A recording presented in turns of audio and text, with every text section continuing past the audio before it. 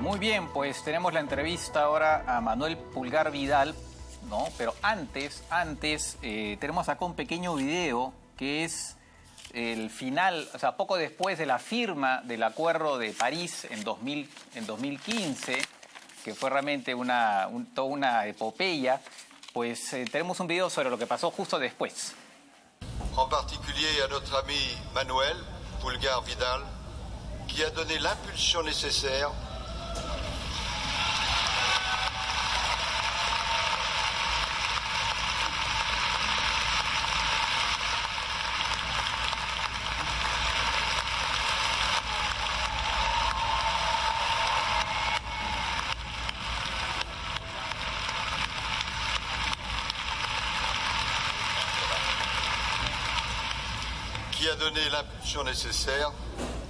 avant que nos amis marocains prennent le relais l'an prochain. Bueno, ese era Laurent Fabius, que en realidad fue primer ministro, pero en ese entonces era ministro de las Relaciones Exteriores y en esa calidad fue presidente, ¿no?, de la COP 21, y ahí están el reconocimiento a Manuel por la labor que desarrolló tanto en Lima como liderando la COP la COP anterior, y en París, por supuesto, también en esa reunión que fue decisiva, ¿no? Fue decisiva, fue una negociación. Me parece que el último país en poner su firma, si mal no recuerdo, tú me corregirás, Manuel, fue Brasil, me parece, no estoy seguro. Pero en fin, Manuel, gracias por estar con nosotros, gracias por haber aceptado la invitación. Muchas gracias a ti, Francisco. Gracias por poner el video. Me ha traído recuerdos imborrables, no solo de mi participación, de la participación de Perú y del liderazgo que tuvo para encaminar el Acuerdo de París, que todos reconocen es el acuerdo internacional más importante de la historia de la humanidad después de la Declaración Universal de los Derechos Humanos. Y mira, justo atrás mío tengo una réplica del martillo con el que se adoptó el Acuerdo de París el año 2015. Me lo regaló justamente el ex canciller Laurent Fabius, además un gran amigo del Perú. Francia y Perú hicieron un trabajo imborrable, que es inolvidable para todos. Claro, es más, él estuvo por acá en una ocasión. ¿Puedes explicarle al público así, digamos, en síntesis, cuáles son las principales disposiciones de ese acuerdo de París? Mira, el acuerdo es fundamental, porque el acuerdo lo que establece es un proceso gradual para cumplir primero un gran objetivo. Y el gran objetivo, Francisco, es que el mundo no debe incrementar lo que es la temperatura promedio del planeta en más de 1.5 grados. Y voy a ponerlo en fácil. El mundo ha tenido, la historia del planeta ha tenido un promedio de temperatura, 14 grados, alrededor de 14 grados promedio en el planeta. Pero desde el inicio de la era industrial, en especial cuando hemos empezado a quemar combustibles fósiles, hemos empezado a incrementar esa temperatura. Ya la incrementamos en 1.1 grados. Y lo que el Acuerdo de París y la ciencia lo ha consolidado, nos está diciendo, es que ese incremento de temperatura, que ya es de 1.1 grados con todas las consecuencias que sufrimos en la actualidad, no debe sobrepasar el 1.5. Eso es lo que se llama, Francisco, el umbral. Y para cumplir ese umbral hay dos objetivos centrales. El primer objetivo se llama mitigar, que significa hay que reducir las fuentes de emisiones de los gases de efecto invernadero que incrementan esta temperatura, por la energía, por la industria, por el transporte o por la deforestación. Entonces la mitigación o reducción de esos gases es un objetivo central. Pero a su vez está el otro, muy importante para un país como el Perú, que es la adaptación. Porque si el cambio climático nos trae consecuencias severas, en muchos casos lo que se llaman eventos climáticos extremos, lo que es fundamental para el ser humano es adaptarse a esos cambios para ser resiliente al cambio. Y ser resiliente al cambio significa mantener la vigencia del grupo humano, de la actividad económica o de un conjunto de acciones que desarrollamos y que sea capaces de sobrepasar estos efectos que el cambio climático nos genera. Por lo tanto, mitigación y adaptación son los dos grandes objetivos. Y finalmente, Francisco, un conjunto de acciones de implementación, las podríamos llamar. Por ejemplo, que todos los países tengan planes climáticos, que es un acrónimo en inglés, se le dice Contribución Nacionalmente Determinada o NDC. En este plan climático los países tienen que decir en cuánto van a reducir sus emisiones y en qué periodo. Luego podemos hablar de eso, pero el Perú ha establecido un compromiso de reducir sus emisiones en 40% de aquí al 2030. Eso es un instrumento central de implementación del acuerdo para cumplir esos objetivos. Y otro, para no hacerlo muy largo, las finanzas climáticas. De hecho, toda esta transición tiene un costo alto. Por lo tanto, es fundamental que en especial los países desarrollados, que son los que más han causado este problema, pongan los recursos que permitan a las economías menos desarrolladas o incluso a los países más pobres o más vulnerables, como son los estados insulares, asumir el costo de esta transición. Entonces, eso es a grandes rasgos lo que son los grandes objetivos del Acuerdo de París, que costó, Francisco, mucho trabajo en que se pueda adoptar. Claro. Y precisamente ahora se está con vistas a la COP26, que en principio sería entre fines de octubre y noviembre en Escocia, sería presencial, aunque eventualmente podría ser postergada para el próximo año por todos estos problemas inconvenientes de la pandemia, evidentemente, pero ya están habiendo reuniones, ¿no? Reuniones de preparación de esa COP, ¿no? De esa cumbre, que reúne pues a los ministros, jefes de Estado, en fin. Pero aquí se está dando a nivel más bien de delegados. Lo que he leído es que las negociaciones no van bien, ¿no? No van bien. En particular tiene que ver, por lo que he leído, tú me confirmarás o corregirás, tiene que ver con este aporte financiero que tienen que dar los países desarrollados a los países menos desarrollados de $100.000 millones anuales, ¿no? Y también con lo que tiene que ver con el mercado de carbono, que es esta posibilidad de vender y comprar derechos de emisión de gases de efecto invernadero. ¿Podrías tú explicarnos un poco en detalle, en particular, qué cosa es esto del mercado de carbono? Sí, claro. Pero para empezar, siendo tu programa, que además lo felicito, un programa muy pedagógico para el público, es importante que todos los televidentes sepan que una COP es una conferencia de las partes. Como toda este acuerdo marco de cambio climático se adoptó el año 1992 por casi todos los países del mundo, que son casi 200, entonces cada país tiene un delegado, para ponerlo en simple, y estos delegados negocian cómo vamos avanzando en el cumplimiento de los objetivos. Entonces, COP, que es el acrónimo en inglés de Conferencia de las Partes, es la reunión de estos delegados, de todos los que son parte de la Convención y del Acuerdo de París, para avanzar en su implementación.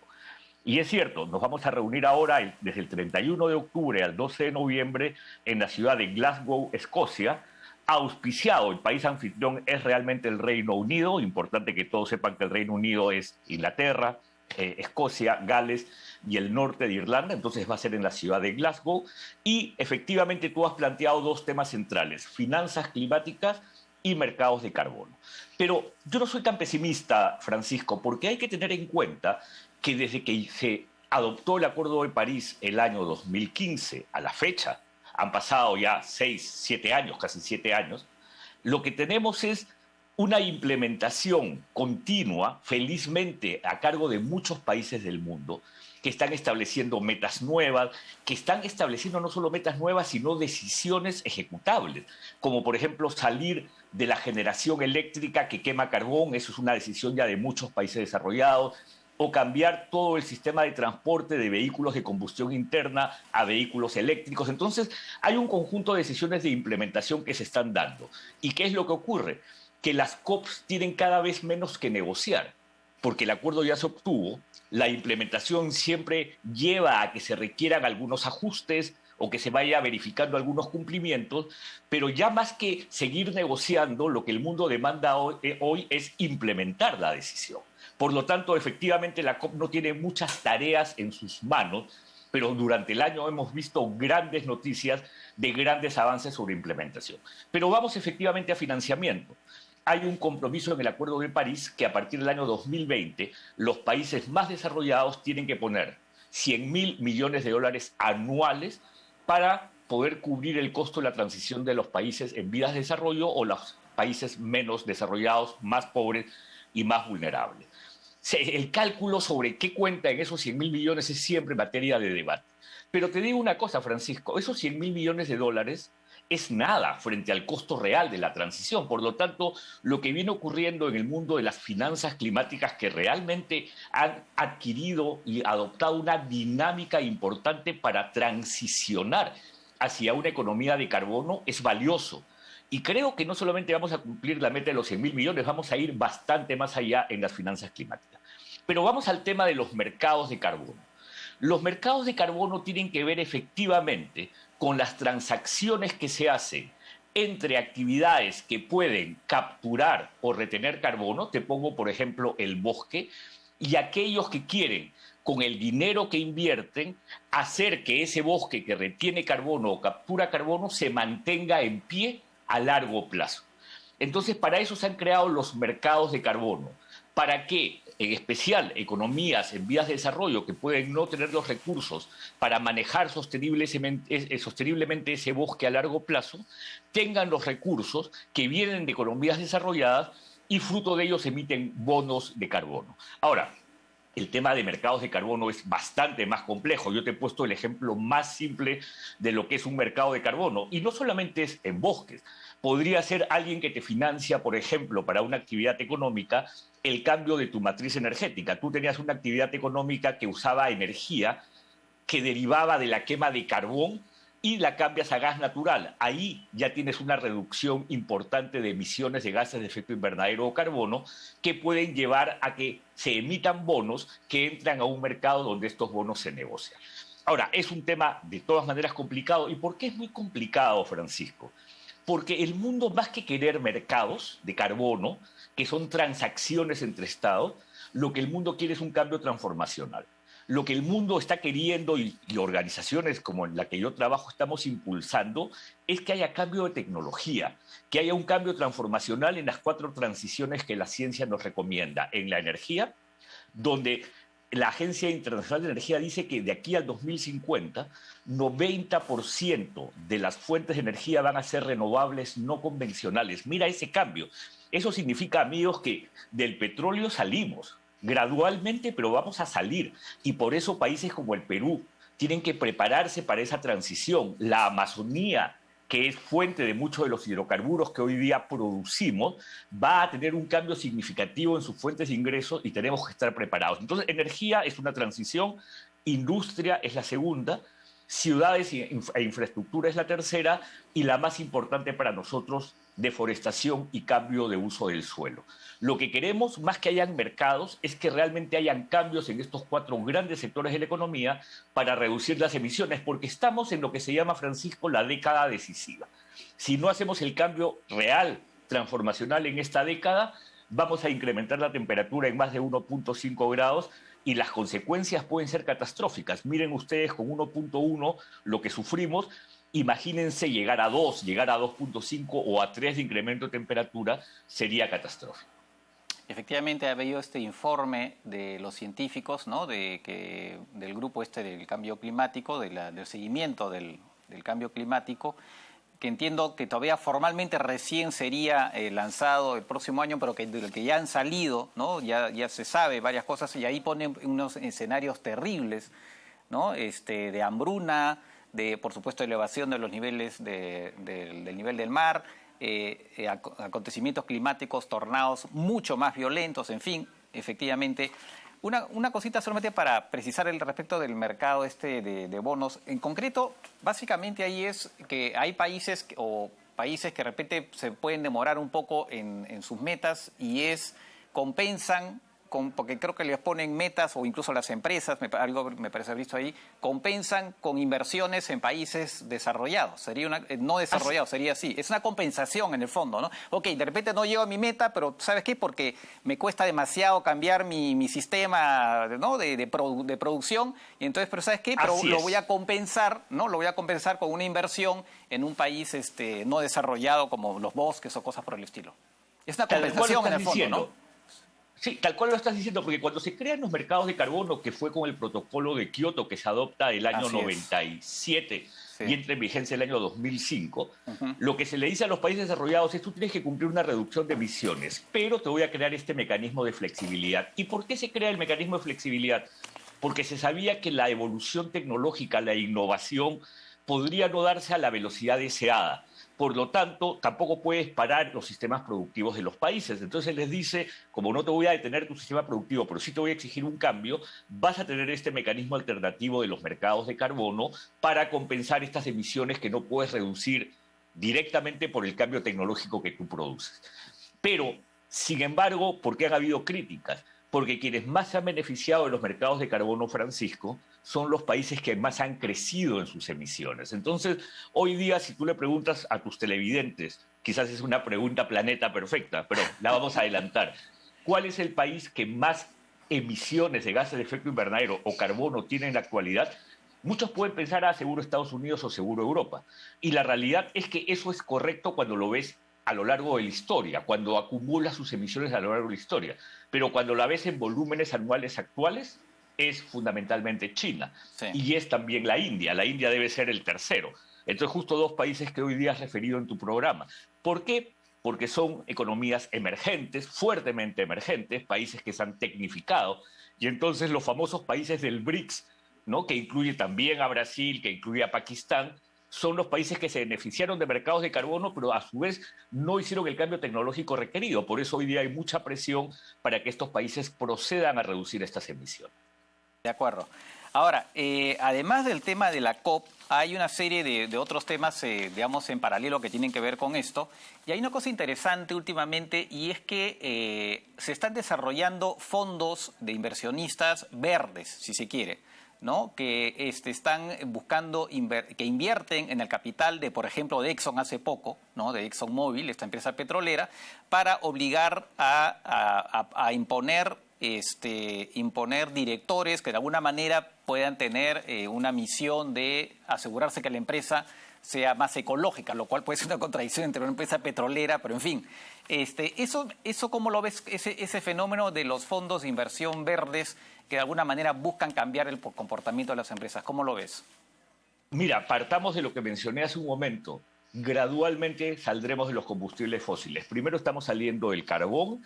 Ya nadie está invirtiendo en instalaciones que quemen carbón para producir energía. Ahí, por ejemplo, Francisco, países como Colombia, grandes exportadores del mundo, uno de los más grandes exportadores del mundo de carbón, va a tener que plantear una transición ordenada porque su economía va a verse afectada por esta salida del carbón. La siguiente salida es de los combustibles de mayor emisiones, más contaminantes, para decirlo en otros términos, y ahí, por ejemplo, está el diésel. Y en algún momento saldremos del gas natural. Las empresas petroleras lo saben perfectamente, pero como siempre en la economía global, aquellos que tienen ese poder económico, se van a resistir o van a intentar postergar o alargar un poco más la transición que todos sabemos van a tener que ejecutar. Y ha ocurrido, efectivamente, tú te refieres a lo que se llamó el miércoles negro, ¿no? El miércoles oscuro de las empresas petroleras, porque se produjeron dos situaciones. Uno, que una corte holandesa le dijo a la compañía Shell Oil: señor, sus metas de reducción de emisiones no son ambiciosas, usted tiene que presentarme nuevas metas. Cosa que nunca se había dado en el pasado. Una corte, es decir, el aparato judicial o jurisdiccional de un país diciéndole a la empresa privada: usted me tiene que cambiar este plan porque este no se lo hacemos. Y lo segundo es que efectivamente un fondo de inversiones, a través de un fondo de inversiones que tenía acciones en Exxon, logra imponer a un director, un cambio de directores que no estaba esperado por la empresa, que tenía directores que eran fundamentalmente pro-petroleros, y se cambia por un funcionario mucho más afín a lo que son los objetivos del cambio climático. Entonces yo creo, Francisco, que nos guste o no, esa es una transición inevitable. Ese cambio se va a dar, y la presión que se le hace a las empresas de petróleo para que vayan evolucionando hacia energías renovables no convencionales va a ser cada vez más fuerte, porque en tanto el mundo siga sintiendo los efectos dramáticos del cambio climático con más regularidad, más frecuencia y más impacto, la demanda a los emisores va a ser mayor. Entonces, creo que va a ser inevitable, y lo de Exxon es tan solo un ejemplo de cómo este nuevo mundo se viene comportando. Te lo voy a decir de otra forma porque me parece genial para plantearlo en tu programa, Francisco, y es: el mundo, desde mi punto de vista, ya ingresó a desarrollar los elementos de lo que podemos ya considerar una nueva economía climática. Ya el mundo Está cambiando procesos productivos, el mundo está cambiando maneras como invierte, el mundo está definiendo nuevas metas, está innovando y también están cambiando los patrones de consumo. Se están volviendo más exigentes los consumidores de productos que sean sostenibles y que sean de bajas emisiones. Mira la cantidad de jóvenes, tengo gente muy cercana, que tienen dietas sostenibles porque o detestan la crueldad animal o porque saben, por ejemplo, las consecuencias que significa la crianza o el cuidado de ganado, ¿no?, de manera intensiva frente a las emisiones de gases de efecto invernadero. Todo eso nos hace suponer que ya existe una nueva economía del clima y para mí es maravilloso. Pero una cosa, y déjame terminar, sé que estoy siendo muy extenso. No, sigue nomás. En este reporte del panel intergubernamental de cambio climático que se filtró, porque efectivamente tiene que publicarse recién el próximo año, lo que este panel reconoce, si es que efectivamente se verifica que viene de ellos, es que las acciones de hoy no van a controlar las consecuencias del cambio climático en el corto plazo. Esa es una realidad triste, pero es la realidad. Es decir, en los próximos 30 años vamos a seguir sintiendo los efectos del cambio climático por nuestras acciones del pasado. Por eso es que yo tengo 58 años. Lo que yo haga hoy por el planeta, eventualmente, estoy casi seguro, no veré sus consecuencias en 30 años. Sin embargo, hay una lógica de ética intergeneracional que es fundamental para dejarle a las siguientes generaciones un planeta mejor. La ética es un elemento central en la lucha contra el cambio climático, porque no vamos a ver las consecuencias mañana, va a tomar tiempo, pero si no actuamos va a ser aún peor, y creo que ese es un mensaje central para todos. De acuerdo. Tú mencionaste este juicio, justamente te me adelantaste porque quería ver esa parte jurídica, ¿no? Es interesante estos juicios porque no solamente es en Holanda, ahorita nomás, ayer me parece, o hace unos días, en Bélgica también el Estado, ¿no?, ha sido condenado, aunque sin ningún tipo de sanción ni nada, como una declaración de principio por no hacer lo suficiente para la lucha contra el cambio climático. Entiendo que Alemania había una sentencia por ese lado, o sea, que los tribunales están haciéndose cargo, ¿no?, del cumplimiento por parte de las empresas y de los estados en la lucha contra el cambio climático. Y además, en paralelo, se está desarrollando a partir de unos juristas internacionales la posibilidad de un crimen de ecocidio ya como parte del derecho internacional. Que claro, eso puede tomar tiempo, ¿no? Pero ¿qué me puedes comentar sobre eso? Sí, yo creo que hay una gran evolución de lo que son consideraciones que antes tenían su rincón político a convertirse en elementos de decisiones judiciales. Y has mencionado lo de Alemania. La Corte alemana le dijo al Estado alemán: las metas que usted ha planteado no son suficientes, la meta que está planteando para salir del carbón es muy tardía, entre otras. Y rápidamente Angela Merkel tomó la decisión de ajustar esas metas para responder a esta demanda judicial. Y hay acciones judiciales de otra naturaleza muy interesantes. Un poblador de Ancash, no estoy seguro si es de Huaraz mismo, que ve el retroceso de los glaciares y demanda a una empresa generadora alemana porque su accionar está generando justamente el retroceso de glaciares en países como el Perú. Es un proceso todavía en marcha, es un proceso muy complejo, pero mira tú la manera como el aparato jurisdiccional viene actuando en distintos niveles, contra estados, contra empresas privadas que les dice ajusta tu meta, o contra esta empresa alemana si eventualmente se gana ese juicio, donde le dice hay una relación causal entre tu mal accionar y la deglaciación en países como el Perú.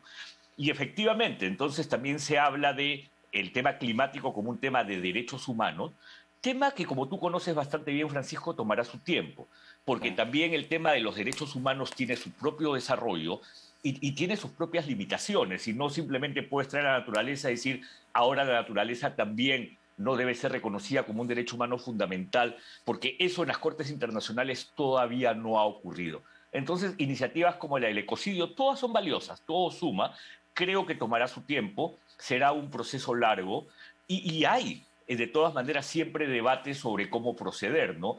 Tú debes haber leído la encíclica del Papa Francisco Laudato Si, donde dice, no pasemos de un antropocentrismo a un biocentrismo. Claro. O sea, incluso en el nivel de la religión se plantea que tiene que haber una naturaleza en relación con el hombre, porque es justamente la naturaleza la que se daña por el accionar humano. No es una no es que vamos a cambiar ahora a un sistema biocentrista donde la naturaleza no tiene ninguna interacción con el ser humano.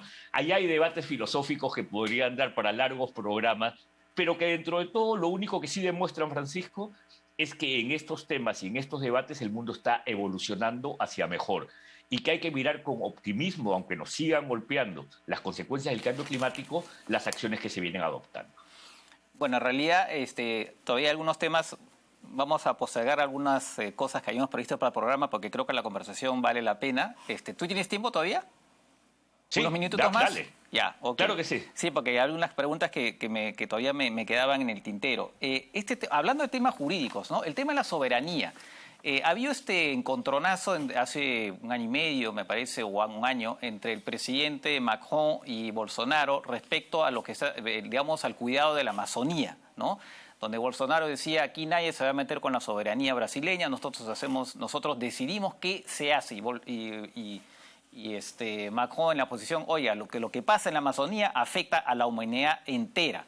Y tan es así que el TLC entre la Unión Europea y Mercosur no está siendo ratificado a nivel europeo precisamente por esa preocupación respecto de la Amazonía. También en ese punto hay una evolución, en el sentido que lo que no se puede hacer, nadie puede venir a decir yo hago lo que me da la gana respecto de un bosque, aunque ese bosque, pues al final lo que suceda con ese bosque vaya a afectar a la humanidad entera. Ahí también hay una evolución clarísima, ¿no? Clarísima, y lo has planteado con ese ejemplo de manera muy acertada, porque la soberanía, Francisco, nunca está en cuestión. Ningún país del mundo, ninguna economía desarrollada, cuando toma estas decisiones climáticas, está pretendiendo afectar en lo más mínimo la soberanía de ningún Estado. Pero si lo ponemos en términos figurativos de un vecino, ¿no? de un edificio, a mí no se me ocurriría hacer fiestas todos los días hasta las 4 de la mañana con el máximo volumen, porque tengo vecinos y por lo tanto mi accionar, aun cuando estoy en mi propiedad privada, tiene efectos en terceros. Y de eso se trata, no de afectar mi soberanía, pero de plantear una relación de buenos vecinos, porque hay principios del derecho internacional ambiental que plantean justamente estas relaciones de cooperación, de colaboración y de responsabilidades entre todos. Por lo tanto, la crítica a Brasil viene por la irresponsabilidad del presidente Bolsonaro. Hay que tener en cuenta, Francisco, que Bolsonaro es un negacionista. O sea, Bolsonaro con Trump y algunos otros jefes de Estado a nivel global se alinearon en el negacionismo porque son estos que están tratando de raspar el poco arroz que queda en la olla, tratando de sacar ventaja de un proceso que saben que es inevitable, pero están viendo cuánto ganan más raspando ese poco arroz que les queda. Y entonces lo que hemos tenido en los últimos años son gravísimos incendios forestales que son causados por el hombre y que son resultado de políticas de presidentes como Bolsonaro y en su momento como de Evo Morales en Bolivia, porque Evo fue exactamente igual con la Amazonía. Dictaron reglas para cambiar el uso del bosque hacia convertirla en tierra agrícola y en especial ganadera, porque Bolivia y Brasil son fundamentalmente países ganaderos o sojeros, la soya, ¿no? Por lo tanto, lo que el mundo le critica a un Estado como el Estado brasileño es su poca solidaridad, su poca relación de buena vecindad sobre un tema que tiene consecuencias globales. Porque lo que ocurre, tú lo dijiste bien, lo que hagan en Brasil no es que se queda tan solo en Brasil. Significan emisiones de gases de efecto invernadero que van contracorriente a todos los esfuerzos del mundo por reducir sus emisiones. Y por lo tanto es que se establecen efectivamente negativas para tener un TLC con Europa, porque Brasil no está para nada alineado a la responsabilidad climática. Y hasta hace muy poco tenían un ministro del Ambiente que era, disculpen que lo diga así, impresentable. Salles, o Salles, como quieran pronunciarlo, era un ministro del Ambiente negacionista, con un discurso obsoleto, un discurso contrario a los objetivos del mundo.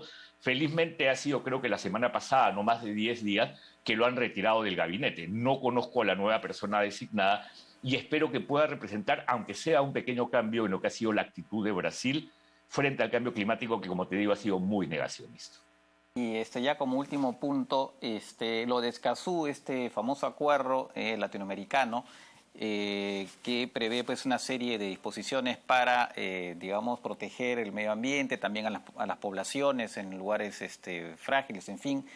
El Perú no ha ratificado, el Congreso no lo ha ratificado. Acabo de leer que en Colombia se acaba lo que ellos llaman hundir la propuesta para ratificarlo también. ¿Por qué? ¿Puedes explicarle rápidamente al público por qué es importante que el Perú ratifique ese acuerdo? Porque un acuerdo como el de Escazú, que para los televidentes es un acuerdo que consolida principios de participación ciudadana, ¿no? y en su forma de tratado internacional para las Américas, nivela el piso. Cuando uno piensa, Francisco, en acuerdos internacionales, el Perú probablemente, cuando tú miras Escazú, tiene regulaciones más avanzadas que Escazú, y eso ha llevado a muchos a decir, si eso es así, entonces ¿para qué queremos Escazú? ¿Por qué? Porque te nivela el piso con los otros países que no lo tienen.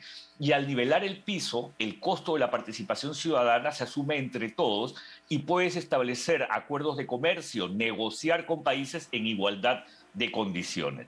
Y no tiene para nada ninguna cláusula, ningún elemento que uno pueda considerar peligroso. Se dijeron, Francisco, muchas mentiras para negarse a ratificar el acuerdo de Escazú. Me sorprendió ver a alguien como el ex canciller Tudela, que tiene tanto conocimiento en materia internacional, plantear su negativa sobre bases absolutamente falsas, pero también a muchos otros juristas. Pero creo que Escazú, que está en vigencia porque logró la ratificación por el número de países que se requería para que entren en vigencia, tendrá su nueva oportunidad en el Perú y estoy seguro que con un debate más serio podrá ser ratificado y podrá ser de mucha utilidad para un país que, como el Perú, siempre ha tenido muchos avances en materia de participación ciudadana. El Perú debe ser uno de los pocos países del mundo que todas sus normas ambientales, cuando yo fui ministro también me dediqué a eso, se prepublican para que la gente pueda opinar sobre ellas, pueda contribuir, pueda criticarlas en caso que quiera criticarlas, y tenemos muy buenas prácticas muy saludables de participación ciudadana que con Escazú se verían muy fortalecidas. De acuerdo. Bueno, muchas gracias, Manuel.